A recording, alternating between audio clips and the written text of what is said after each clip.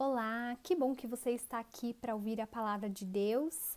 Eu vou trazer uma reflexão hoje e o título é Falta-lhes uma coisa. E a gente vai se basear em três personagens bíblicos. O primeiro deles é o rei Josias. Eu vou fazer uma leitura dinâmica aqui de algumas passagens de 2 Reis, capítulo 21, 22 e 23, que você pode ler em casa depois, tranquilo, tá? Que eu vou ler e vou dar uma resumida nesses textos. 2 Reis 21, verso 19. Tinha Amon 22 anos de idade quando começou a reinar, e 2 anos reinou em Jerusalém, e fez o que era mal aos olhos do Senhor. E o povo da terra pôs Josias, seu filho, rei em seu lugar. Tinha Josias 8 anos de idade quando começou a reinar, e fez o que era reto diante dos olhos do Senhor, e andou em todo o caminho de Davi, seu pai, e não se apartou dele, nem para a direita, nem para a esquerda. Então disse o sumo sacerdote Ilquias ao escrivão Safã: Achei o livro da lei na casa do Senhor. E Ilquias deu o livro a Safã e ele o leu. Também Safã, o escrivão, fez saber ao rei, dizendo: O sacerdote Ilquias me deu um livro. E Safã o leu diante do rei. Sucedeu, pois, que ouvindo o rei as palavras do livro da lei, rasgou as suas vestes. E o rei mandou a Ilquias, o sacerdote, a Aicão, a Aquibor, a Zafã, o escrivão, a Acaías, o servo do rei, dizendo: Ide e consultai o Senhor por mim, pelo povo e por todo Judá, acerca das palavras deste livro que se achou, porque é grande o furor do Senhor que se acendeu contra nós, porquanto nossos pais não deram ouvidos às palavras deste livro. Então foi o sacerdote Ilquias, Aicão, Aquibor, Safã e Asaías a profetisa Uda. E ela lhes disse: Assim diz o Senhor, Deus de Israel: Dizei ao homem que vos enviou a mim. Assim diz o Senhor: Eis que trarei mal sobre este lugar e sobre os seus moradores, a saber, todas as palavras do livro que leu o rei de Judá. Porquanto me deixaram e queimaram incenso a outros deuses, para me provocarem a ira por todas as obras das suas mãos. O meu furor se acendeu contra este lugar e não se apagará. Porém, ao rei de Judá, que nos enviou a consultar o Senhor, assim lhe direis: Porquanto teu coração se enterneceu e te humilhaste perante o Senhor, e que rasgaste as tuas vestes e choraste perante mim, eu também te ouvi, diz o Senhor. Agora, 2 Reis 23, o verso 10. Também são as ações do rei Josias, né? Também profanou a Tofete, para que ninguém fizesse passar ao seu filho ou sua filha pelo fogo de Moloque. Também tirou os cavalos que os reis de Judá tinham dedicado ao sol, e os carros do sol queimou ao fogo. Também o rei derrubou os altares que estavam sobre o terraço do cenáculo de Acás. Derrubou os altares que fizera a Manassés. O rei profanou também os altos que estavam defronte de Jerusalém, os quais edificara a Salomão, rei de Israel, a Astarote, a abominação dos Sidônios, a Quemós, a abominação dos Moabitas, a Milcom, a abominação de Amon. Semelhantemente, quebrou as estátuas, cortou os bosques e encheu o lugar com ossos de homens. E também o altar que estava em Betel e o alto que fez Jeroboão, filho de Nebate, com que tinha feito Israel pecar, esse altar derrubou juntamente com o alto, queimando o alto, em pó o esmiuçou e queimou o ídolo do bosque. Mandou tirar os ossos das sepulturas e queimou sobre o altar. Josias tirou todas as casas dos altos que havia na cidade de Samaria, e que os reis de Israel tinham feito para provocarem a ira do Senhor. e sacrificou todos os sacerdotes dos altos que havia ali sobre os altares e queimou ossos humanos sobre eles.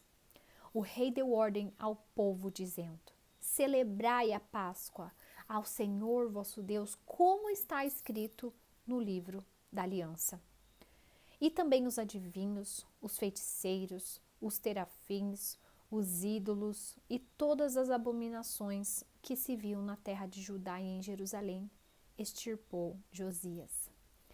Josias significa Jeová cura. Josias, ele reinou 31 anos somente, de 649 a 609 antes de Cristo, e foi filho de Amon, descendente da linhagem real de Judá, e ele foi o 16º rei de Judá. Judá e Israel estavam divididos. E ele também foi mencionado na genealogia de Jesus no livro de Mateus. E ele começou a reinar com 8 anos após seu pai ser assassinado. E ele foi muito temente a Deus e se esforçou para restaurar a adoração ao único Deus verdadeiro e implementou reavivamento e reforma. E o primeiro passo dele foi colocar Deus em primeiro lugar, reparar o templo de Jerusalém. E lá, nessa reparação, descobriram o livro da lei escrito pelas mãos de Moisés. E Josias fez com que esse livro fosse lido para o povo. Então, Josias, ele foi conhecido pelas reformas que ele fez. Ele se reavivou e reformou. Que ele restaurou o templo, proibiu a adoração aos ídolos, removeu os ídolos, celebrou a Páscoa conforme a lei de Moisés. E ele batalhou contra a idolatria, destruiu postes sagrados, altares, imagens, não só em Judá, em Israel também. E no 18º ano do seu reinado, ele celebrou a Páscoa, ele ultrapassou todas as Páscoas já celebradas. Tanto é que ele ofereceu mais de 30.000 ofertas pascuais, além de 3.000 cabeças de gado. O que falta na minha e na sua vida para sermos como Josias? Quais ídolos temos erigido e estamos cultuando na nossa rotina diária e que estão tomando o lugar do único Deus verdadeiro? São nossos estudos, nossos trabalhos, jogos, a TV, o celular, o cônjuge, a preguiça? Então, primeira pessoa, Josias. Segunda pessoa, inspiradora de hoje, George Whitefield. Ele foi um pastor anglicano do século XVIII e ele ajudou a despertar as regiões da Grã-Bretanha e as colônias da América do Norte. Ele era defensor do calvinismo, e o calvinismo ele é um ramo do protestantismo que surgiu na Reforma Protestante no século XVI e enfatizava a autoridade da Bíblia acima de tudo e a soberania de Deus. E ela enfatizava também a simplicidade na adoração. E ele é conhecido como o príncipe dos pregadores ao ar livre. E ele pregou mais de 18.000 sermões e foi um dos pregadores mais famosos do século XVIII. E Whitefield, como ele pregava muito e ao ar livre, ele tinha que se hospedar em algum lugar. E quando ele se hospedava na casa de alguém, ele costumava dialogar sobre a Bíblia, sobre os princípios. E certa vez, ele se hospedou na casa de um coronel. Só que esse coronel não era cristão.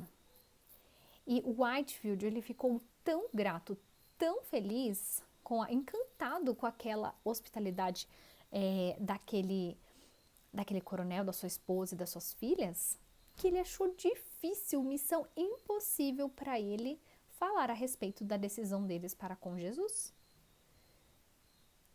Só que na última noite o Espírito Santo visitou ele e ele não conseguia dormir.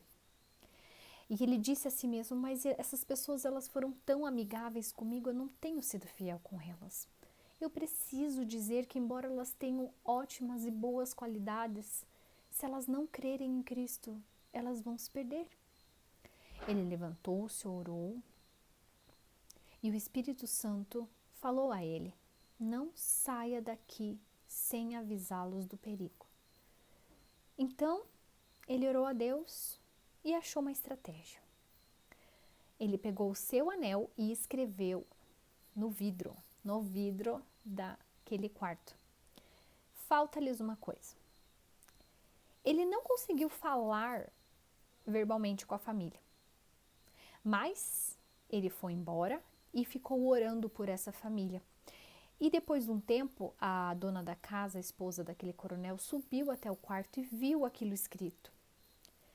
E ela ficou tocada imediatamente, porque ela pensou assim, nossa, eu pensei que ele não tivesse se preocupado conosco, porque eu sabia que por onde ele passava, ele argumentava com os seus anfitriões, mas comigo ele não fez isso. Eu cheguei até a pensar que ele podia estar irritado conosco, mas agora eu percebi como ele foi amável em falar conosco dessa maneira.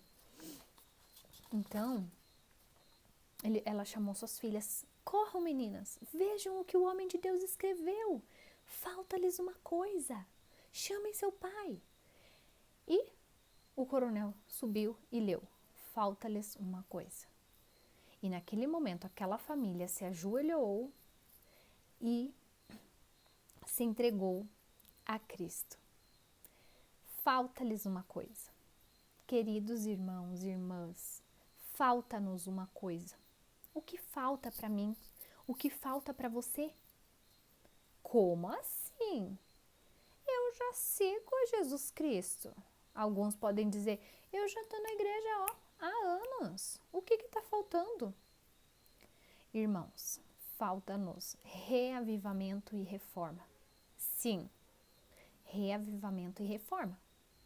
Mas o que é isso? São duas coisas diferentes que acontecem em momentos diferentes. O reavivamento, ele significa a renovação da vida espiritual, a vivificação das faculdades do coração. É a gente ressurgir daquela mornidão que a gente vive.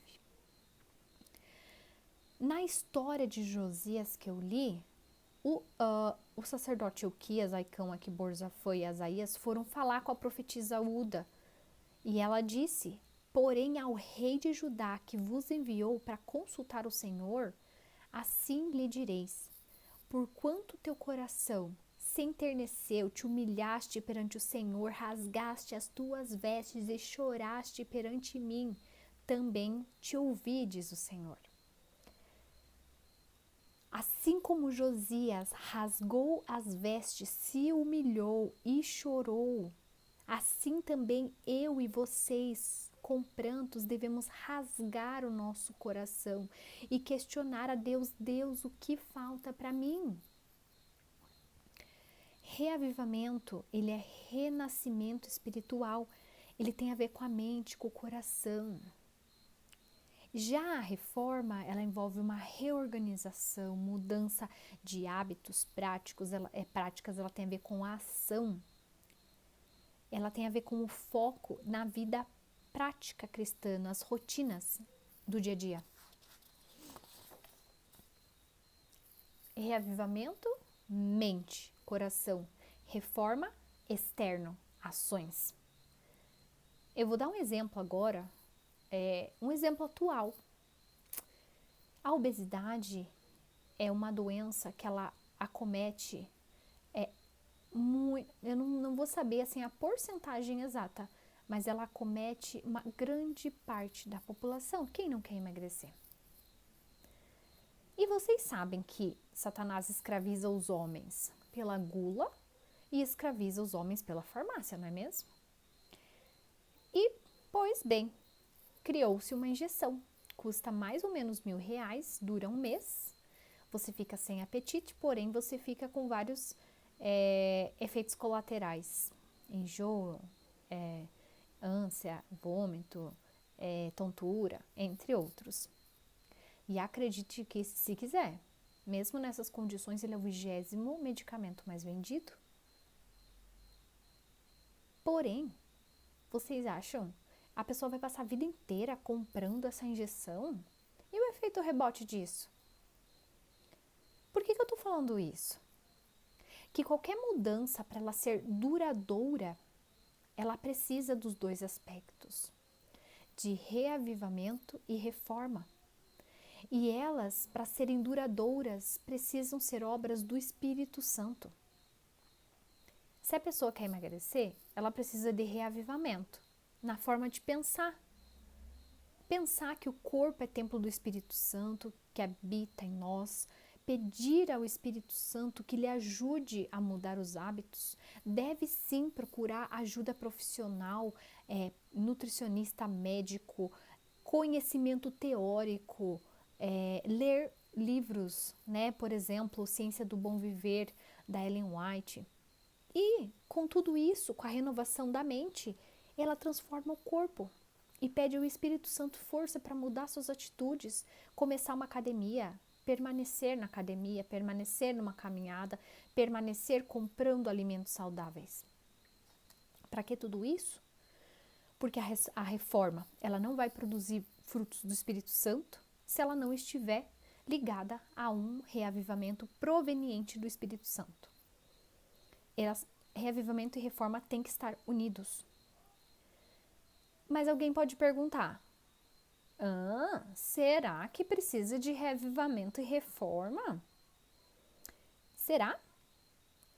Bom, saiba que um dos mais poderosos e tocantes convites bíblicos ao reavivamento e à reforma é de uma terceira pessoa incrível na Bíblia. Eu falei que a gente ia falar de 3 pessoas. Joel, capítulo 2, versículo 12 ao 17, diz assim. Gente, esse convite aqui, é para arrasar, sabe? Agora mesmo, diz o Senhor, convertam-se a mim, de todo o coração, com jejuns, com choro, com pranto, rasguem o coração e não as vestes, convertam-se ao Senhor, porque Ele é bondoso, compassivo, tardio em irar-se, grande em misericórdia e muda de ideia quanto ao mal que havia anunciado. Quem sabe se ele não se voltará e mudará de ideia e ao passar deixará uma bênção para que vocês possam trazer ofertas de cereais e libações ao Senhor seu Deus. Toquem trombeta em Sião, proclamem um santo jejum, convoquem uma reunião solene, reúnam o povo, santifiquem a congregação, congreguem os anciãos, reúnam as crianças, até os que mamam no peito. Que o noivo saia do seu quarto, a noiva dos aposentos, que os sacerdotes e ministros chorem no pórtico e o altar e digam, poupa o teu povo, ó Senhor, não faças da tua herança objeto de deboche e zombaria entre as nações, porque diriam entre os povos, onde está o Deus deles? Então é impressionante isso que Joel deixa descrito para nós. Ele convoca a gente para uma mudança real. No verso 13, ele lança as bases para o reavivamento, a reforma, rasguem o coração e não as vestes. E na tradição judaica, quando a gente rasga as vestes, significa uma tristeza profunda. Porém, esse rasgar, ele poderia demonstrar uma tristeza exterior, porém não um real sentimento do coração. Qualquer um podia fazer isso de forma mecânica ou superficial. Por isso que Deus ordena, rasguem o coração e não as vestes. Por isso que Joel fala que a mudança está aqui, na maneira de pensar. Então o reavivamento, ele produz mudanças autênticas e também mudanças externas, porque sim, ele começa com uma mudança interna. Sem isso, as mudanças externas, elas são simplesmente mudanças forçadas, uma espiritualidade fingida e de rotina. Quem está aqui nesta manhã por mera rotina ou porque almeja buscar a Deus de todo o coração? Fica essa pergunta. Ellen White escreveu sobre reavivamento e reforma que um reavivamento da verdadeira piedade entre nós é a maior e urgente de todas as nossas necessidades. Buscá-lo deve ser a nossa primeira ocupação. Ela argumenta que essa necessidade deve resultar em mudanças internas e externas em nossa vida. O povo de Deus, ela diz ainda, que o povo de Deus não suportará a prova a menos que haja um reavivamento e uma reforma entre o povo de Deus. Então, duas coisas aqui. Se a gente quer enfrentar os dias terríveis dos tempos do fim, porque a gente já está vivendo dias trabalhosos, gente, olha que trabalhão que a gente já está vivendo. Imagina os tempos do fim, então. A gente precisa de reavivamento e reforma. Caso contrário, a nossa fé vai ser fraca e não vai resistir nem à primeira tentação, provação. Segundo, o reavivamento e a reforma deve começar em mim, em você. Não vamos esperar que todo mundo se renove, se reforme. Não vamos ser Maria vai com as outras. Porque o meu colega vai fazer, eu vou fazer também. Não, gente. Não vamos esperar. O rei Josias foi 1 em 1 milhão no povo. Ele sozinho começou a reforma. Então, seja você a vela acesa no ambiente que está escuro. Uma vela, por menor que seja, ela ilumina um cômodo inteiro. Então, não espere uma fogueira ardente. Seja a vela. E as mudanças que a gente espera ver no nosso próximo, eu queria que tal pessoa fosse assim, assado, algum familiar, algum amigo. A mudança tem que começar na gente. E olha, as mudanças têm que ser visíveis em nós. E quem é da liderança, então, vai ser muito mais cobrado, porque sobre os líderes recai um peso ainda maior. A gente tem um testemunho, eu sou secretária da igreja. E o ancianato propôs um jejum e oração nas quintas-feiras. E desde então, muitas bênçãos têm sido recebidas. Então, a liderança precisa sim dar o exemplo, estar unida, buscar reavivamento e reforma. Tá, tudo bem, entendi, mas o que me dá a convicção de que realmente precisamos de reavivamento e reforma nos dias de hoje? Eu vou trazer mais uma pessoa aqui, tá? Uma quarta pessoa, que é um teólogo protestante, o Weber Carlos de Campos. Ele faz afirmações, né, super importantes sobre a realidade do cristianismo nos dias de hoje. Ele analisa a adoração de diferentes denominações. E ele conclui que a evangelização moderna, ela não é mais teocêntrica, Deus no centro, é antropocêntrica, o homem no centro. A evangelização moderna diz ao adorador aquilo que ele quer ouvir e não o que ele precisa ouvir.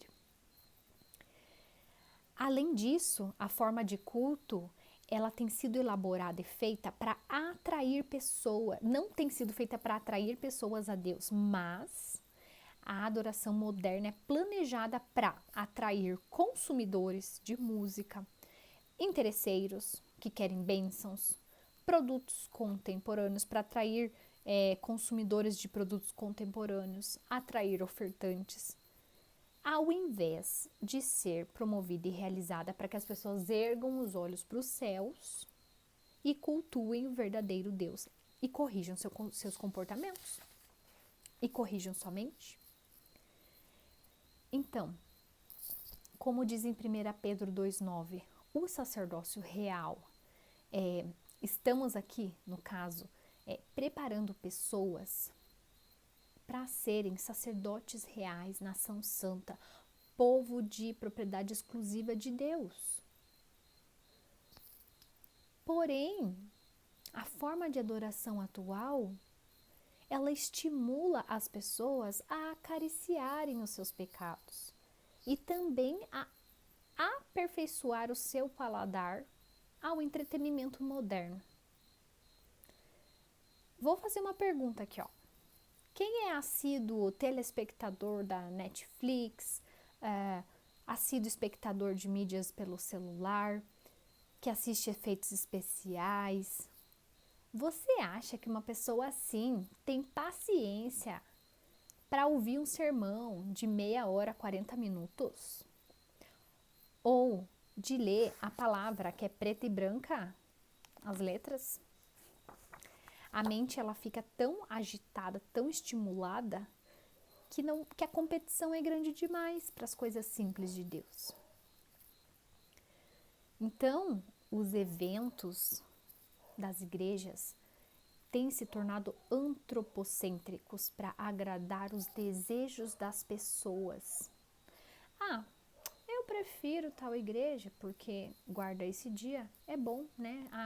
Dá bem certinho ali no meu dia de trabalho, né? Eu prefiro ir nessa porque eu posso comer e beber à vontade, aproveitar e curtir a vida, ela é tão curta, né? Não é verdade? Todo mundo não vai morrer. Se eu comer um doce, se eu não comer um doce, eu não vou morrer mesmo. Não tem nada de bijuteriazinha aí, não dá nada. Um refrigerantezinho assim, não, tranquilo. Se não for do jeito delas, essas pessoas simplesmente saem da igreja e vão achar outras que se adaptem aos seus gostos, né? Por que vocês acham que tem tanta porta de igreja abrindo? E porta de igreja aberta é o que não falta, gente. Dia de semana tá cheio. Mas se um dia você for procurar uma porta de igreja, pergunte-se o que eu vou ler de Apocalipse 12, 17. Irou-se o dragão contra a mulher e foi pelejar com os restantes da sua descendência, os que guardam os mandamentos de Deus e têm o testemunho de Jesus. Em profecia, dragão é Satanás e mulher é a igreja. Então, Satanás irou-se contra a igreja. E igreja não é um templo, são as pessoas, os servos de Deus. Então, o Satanás se irou contra o povo de Deus, contra o restinho da sua descendência. Então, no final dos tempos, vão ser pouquinhos, é o restante, é o remanescente dos que guardam os mandamentos e têm o testemunho de Jesus. Muitos se recusam a guardar os mandamentos e dão mais importância à fé. Porém, a fé precisa ter um fundamento. Enquanto nós não procurarmos sermos genuinamente obedientes, Deus não vai ouvir as nossas orações. Ele não vai obedecer diante da desobediência. Não vai nos abençoar diante da desobediência. Se decidirmos desobedecer aos 10 mandamentos, a gente pode exclamar fé. Mas basta ter fé? Não. A palavra diz que a fé sem obras é inútil. Isso está em Tiago, capítulo 2, versículo 20. Ou a fé sem obras é morta. Então, pergunte-se, esta denominação guarda os 10 mandamentos escritos pelo dedo de Deus nas tábuas de pedra? Por quê?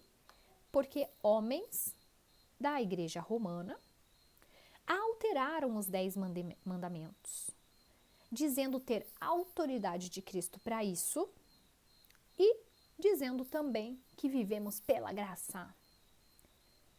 Ou seja, o segundo mandamento, que era não farás para ti imagem de escultura, foi excluído, sobraram 9. Diante disso, o 10º foi dividido em 2, que era não cobiçarás a casa e a mulher do teu próximo, foi dividido em 2. Não desejar a mulher do teu próximo e não cobiçar as coisas alheias. E o 4º mandamento, que era lembra-te do dia de sábado para santificar, foi mudado para guardar domingos e festas. Então, gente, em especial, pergunte-se, esta denominação guarda o santo sábado escrito no Decálogo. O sábado, ele foi escrito no Decálogo como um selo do Deus vivo. E ele é sinal entre Deus e o seu povo, um teste de obediência. E o sábado, como aconteceu essa mudança do sábado para o domingo? Foi quem fez? O Império Romano. Foi o imperador Constantino, em 321 depois de Cristo, que ele estabeleceu o dia de descanso oficial, influenciado pela crença pagã da veneração do dia do sol. Então, em latim, dies solis. Se você quer conhecer um pouco mais sobre isso, além de estudar a história, estude também as profecias de Daniel e Apocalipse, que você vai entender bem o que eu estou falando. Então, essa é uma realidade triste da vida religiosa e da adoração atual. E isso nos dá a convicção de que é necessária uma mudança radical. Porém, como foi lido ali, o restante da descendência, não pensem que a maioria vai fazer o que é certo. Nunca espere a maioria. A voz do povo não é a voz de Deus. Nunca espere ser fácil. Sempre iremos remar contra a maré e sempre seremos a minoria. E uma questão aqui muito importante. Há mais de 27 séculos atrás, o profeta Joel, inspirado, ele se referiu ao futuro, ao dia de Deus. E ele escreveu: toquem a trombeta em Sião, façam soar o alarme no meu santo monte, que todos os moradores da terra tremam, porque o dia do Senhor está chegando, já está próximo. É dia de trevas, escuridão, dia de nuvens, densas trevas. Embora essas palavras elas tenham uma conotação histórica, né, de que Israel seria invadido por um povo inimigo, por que será que elas permaneceram preservadas até os dias de hoje? Porque elas se referem ao dia do Senhor, à véspera do retorno de Cristo à Terra. Muitas coisas mesmo. Tremendos acontecimentos estão para ocorrer no dia do Senhor. E a igreja, ela deve ser despertada por uma voz de alarme, por ressoar de trombetas neste dia do Senhor. Porém, a preparação começa hoje. Jesus está me chamando, te chamando para uma conversão autêntica hoje. A preparação para esses grandiosos dias que virão é hoje. Os sinais apontam para a breve vinda de Jesus. E a gente? Estaremos em pé contemplando a vinda de Cristo? Ou estaremos correndo, pedindo para se esconder pelas montanhas, nas cavernas, para não ver a face de Cristo? Bom, entendi, estou convencida de que a reforma é urgente e importante. E agora? O que eu faço? Qual que é o passo a passo? Por onde eu começo? Por onde Josias começou? Qual foi o primeiro passo? Tudo começou quando ele colocou em primeiro lugar a Deus e começou a reformar o templo, e lá ele encontrou o que? A palavra. Aí eu te pergunto, como está o teu estudo das escrituras? É engraçado, né? A gente passa horas vendo um WhatsApp, um Instagram, e a gente não encontra 5 minutos, 10, 15, 20 para ler um capítulo da Bíblia? Ou menos? Irmãos, a gente tem que ter a nossa fé fundamentada na palavra. A palavra é a espada e ela tem que estar afiada, porque a gente não pode ir pelo pensamento das outras pessoas ou por aquilo que a gente pensa. E essa preparação, ela depende de um estudo profundo da Bíblia. Então a gente precisa ler a Bíblia, ler a lição, no nosso caso da escola sabatina, ler livros de pessoas inspiradas, Ellen White, que tem o dom da profecia, ela esclarece, ela não ela não retira e nem coloca nada da Bíblia, ela apenas esclarece. E não é só ler, não é só estudar, é viver, gente, de acordo com o que a Bíblia ensina. Então, por que contemplar a Deus é importante nessa primeira etapa? Porque as pessoas vão reconhecer que, assim como os primeiros discípulos que tiveram comunhão com Jesus, somente a comunhão com Deus, com o Espírito Santo e a intercessão diária de Cristo é que nos dá poder.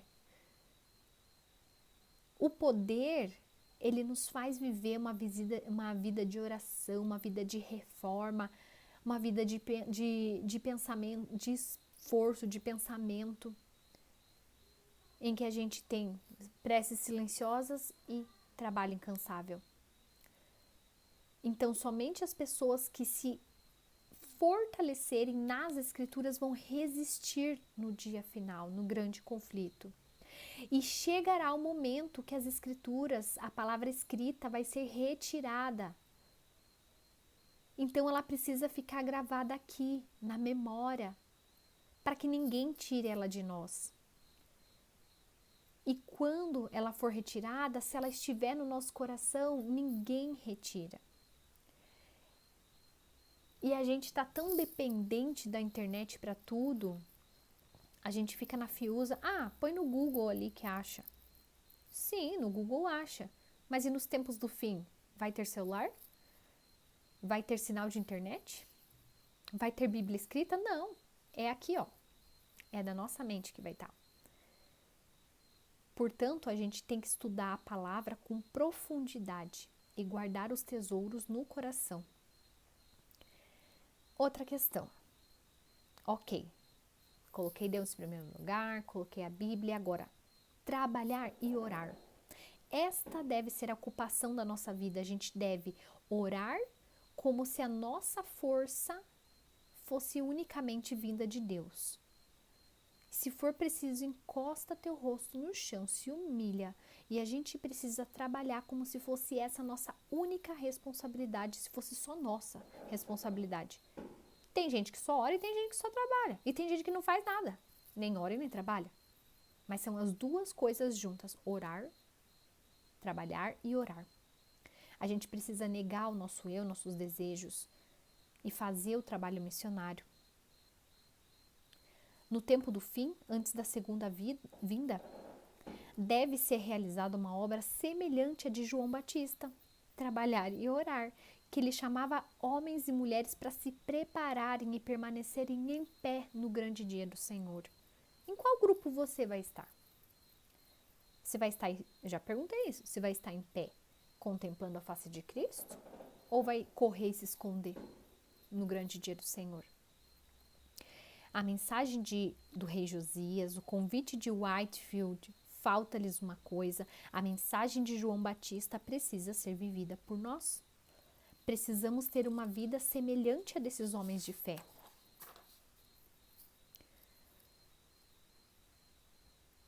E terceiro, a pessoa que quer experimentar o reavivamento e a reforma deve ter sua vida moldada pelo Espírito Santo. O Espírito Santo renova a vida, ele nos faz semelhantes a Cristo. E é mediante a influência do Espírito Santo que o nosso orgulho é convertido em humildade. A pessoa começa a perceber a beleza nas coisas simples. Ele que nos ilumina para sermos velas em meio às trevas. Ele que informa a nossa ignorância e nos ajuda nas necessidades. E como é que vamos receber o Espírito Santo? Somente se o nosso corpo, que é templo do Espírito Santo, 1 Coríntios 6,19, estiver organizado, limpo, para a gente receber. Então a gente tem que se reavivar, se reformar, se abster das contaminações, abrir a nossa mente, jejuar, cuidar do corpo, para que o Espírito Santo habite em nós. E ele não pode trabalhar em nós sem o nosso consentimento, ele não pode agir em nós. E se ele não agir em nós, o nosso foco se desvia, a gente deixa de orar, a gente deixa de ter comunhão e a gente deixa de fazer a obra pela qual fomos chamados. Quarto, para experimentar o reavivamento e reforma, devemos guardar corretamente o sábado, ter o respeito e a reverência por esse dia, fazer atividades sabáticas no lar, na igreja, com as crianças. O quarto mandamento é imutável e ele requer descanso, adoração e ministério.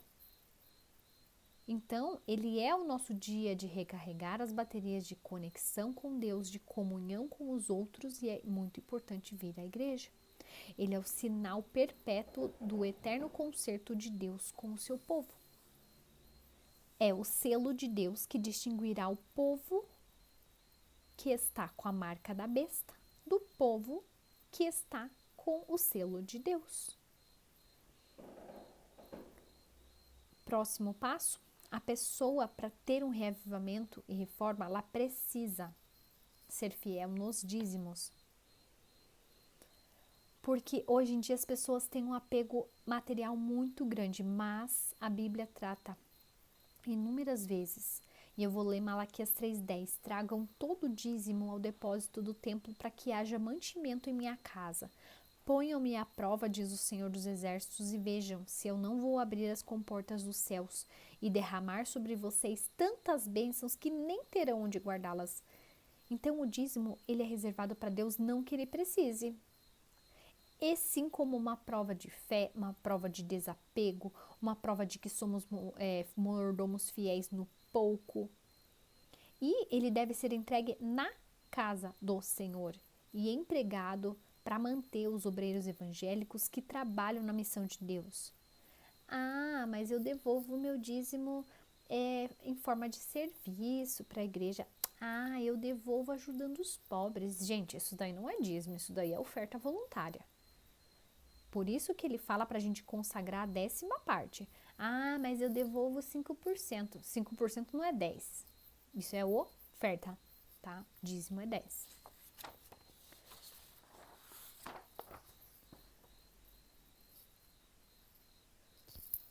Daí você pode pensar, ah, mas o meu salário é muito baixo, eu não consigo nem pagar as contas, futuramente vai normalizar tudo, daí eu devolvo. Sinceramente, irmãos, quantos de nós temos dinheiro de sobra?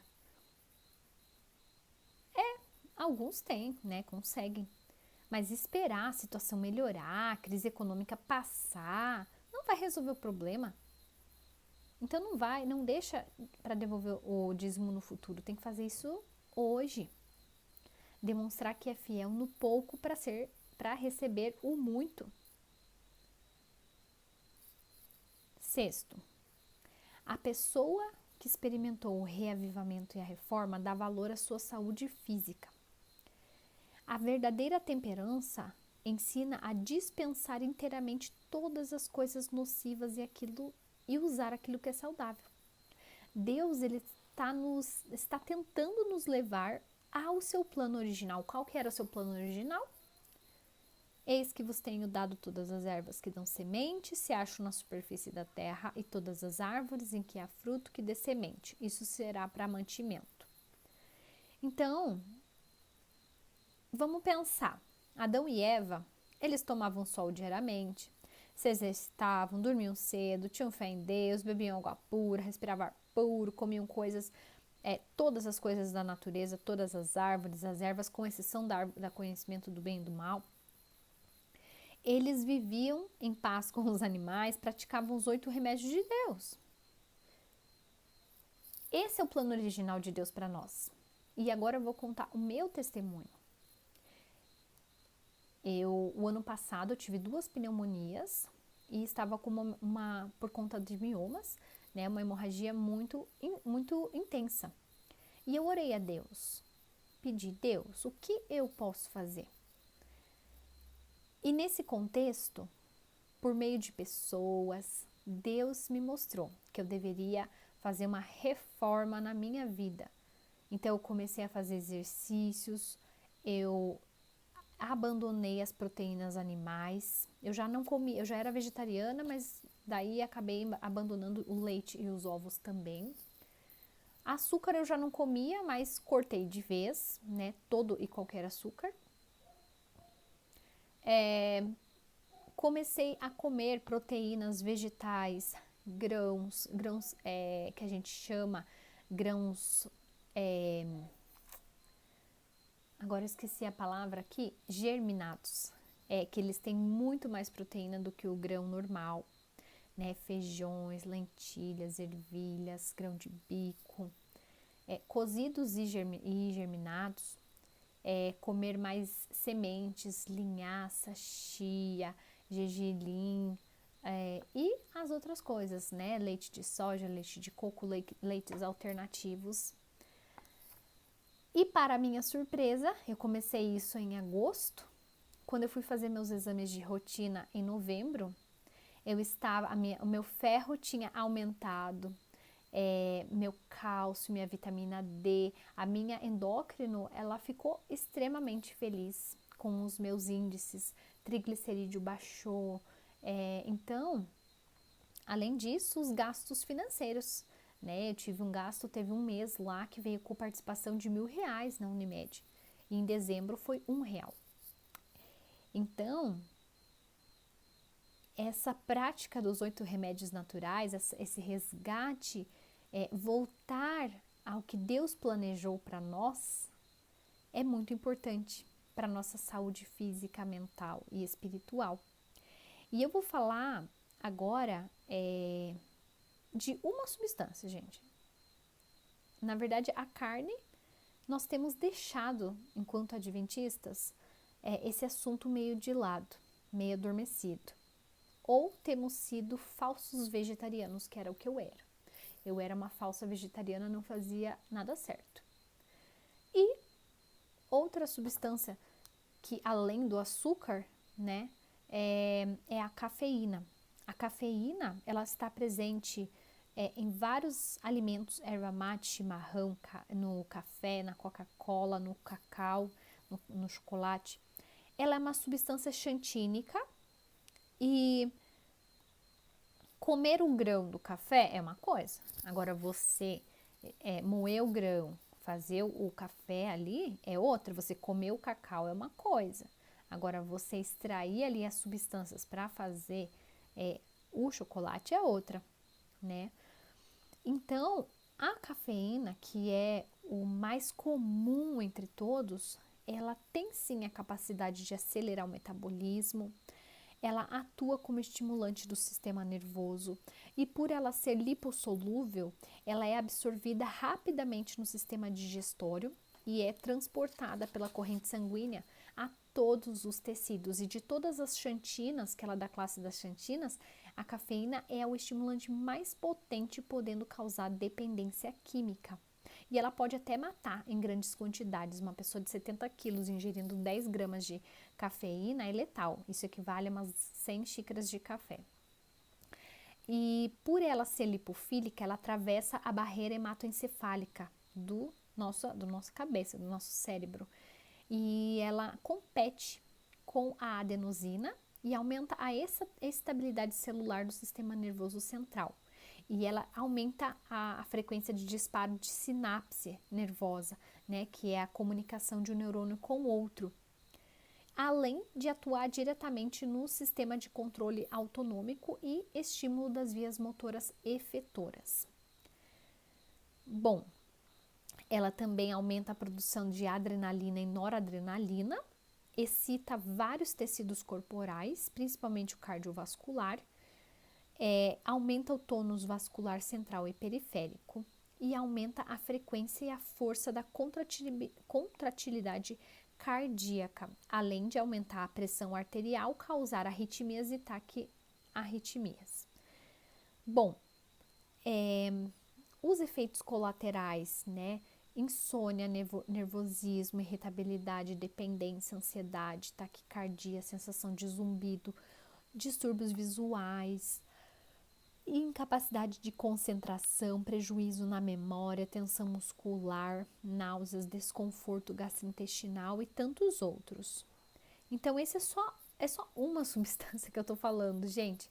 Então, a gente tem que buscar o conhecimento, buscar evitar isso e reavivar e reformar, sim, a nossa saúde. Bom, agora com relação ao vestuário.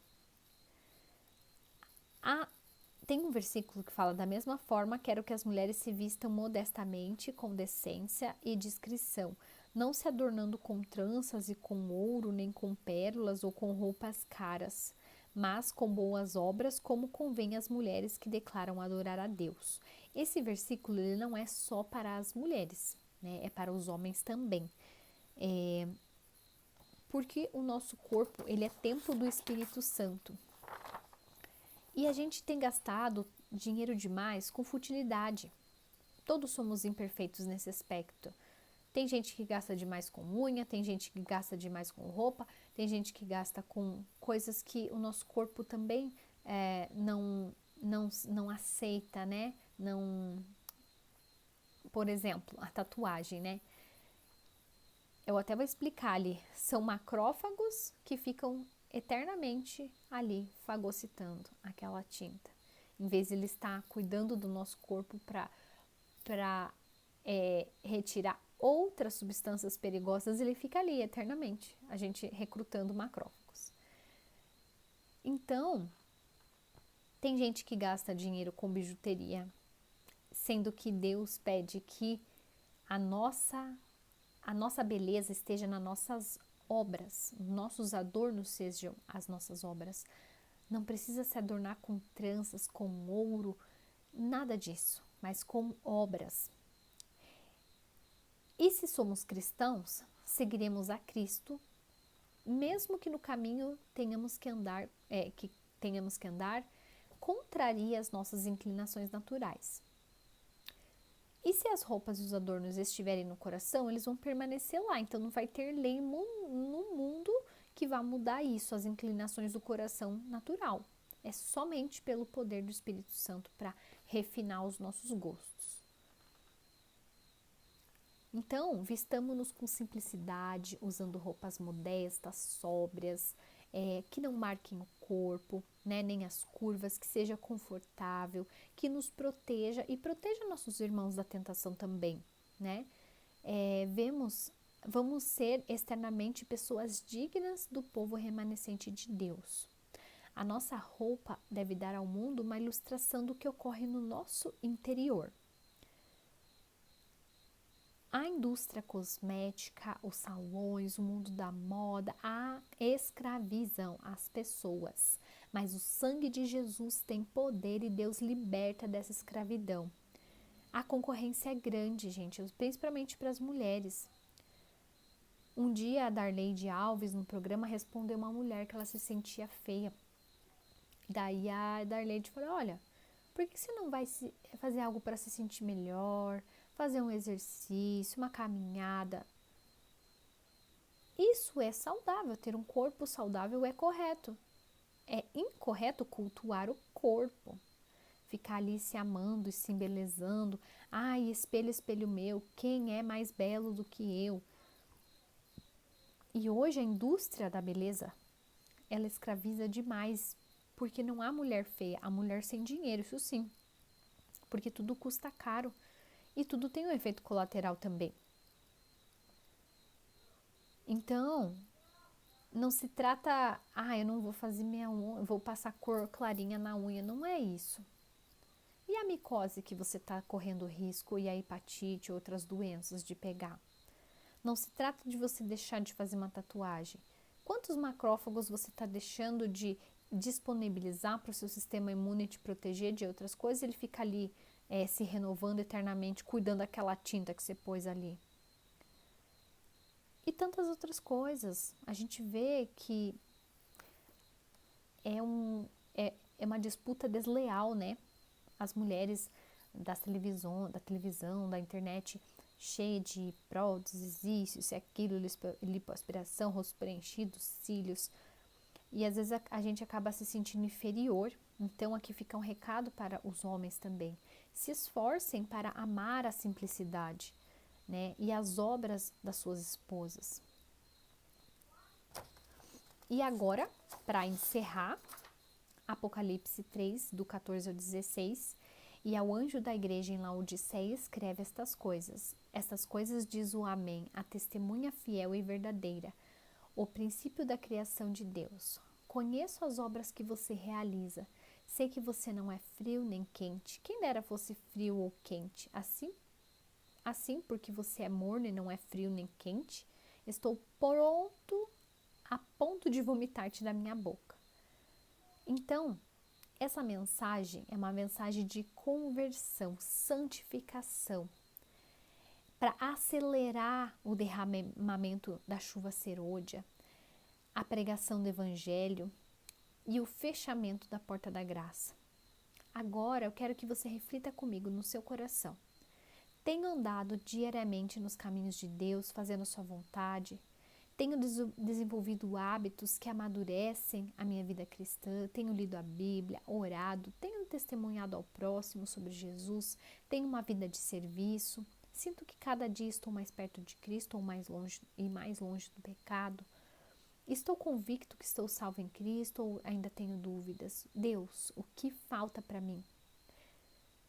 Essa é a reforma da vida que cada um de nós necessita para transpor triunfante o tempo de angústia e receber o Senhor com grande alegria. Essa experiência nos permitirá estar preparados para viver com Deus e com Cristo pela eternidade. Então, o reavivamento, ele tem a ver com retornar às antigas doutrinas, ao zelo ardente, ao amor por elas e pelo povo de Deus. Então, vamos lembrar da ilustração, né? Falta-nos uma coisa. E o que falta? Submetamos nossa vida a Deus e Ele vai operar em nós o reavivamento e reforma. É isso que não pode faltar. E é o que a gente precisa. Que Deus abençoe você. Pense em tudo. Deus, preciso de uma reforma. Eu preciso de um reavivamento. E é somente dessa forma que nós vamos enfrentar as crises que estamos vivendo e viveremos com mais intensidade. Que Deus os abençoe.